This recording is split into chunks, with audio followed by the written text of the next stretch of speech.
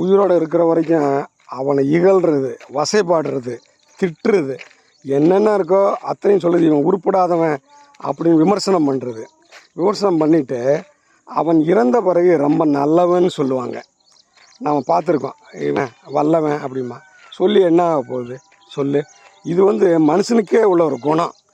ஏன் நீ அவன் உயிரோடு இருக்கும்போது கெட்டவனாக கூட இருக்கட்டுமே, அவனை பாராட்டுறதுக்கு என்ன? அவனுக்குன்னு கெட்டவனா முழுசாக கெட்டவனாக இருக்க மாட்டான். அவனுக்கு கொஞ்சமாவது நல்லது செய்வான். அந்த நல்ல விஷயங்களை பாராட்ட வேண்டியது. அப்படி பாராட்டியிருந்தால் அவங்க சில பேர் திருந்திருப்பாங்க. நானே அதை செய்யிருக்கேன். நான் பல பேரை அந்த மாதிரி உள்ள ஆட்களை அவனை நல்ல குணங்களை பாராட்டுறதுனால அவன் அந்த கெட்ட குணங்கள்லேருந்து விடுபட்டு வெளியே வந்திருக்கான்.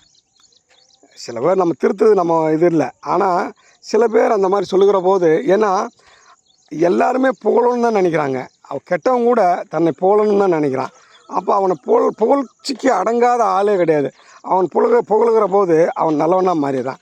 ஆனால் பல பேர் அவன் உயிரோடு இருக்கும்போது நல்லா சாடிட்டு இறந்த பிறகு நல்லவன் கெட்டவன் சொன்னாக்கா இது என்ன குணமையாது?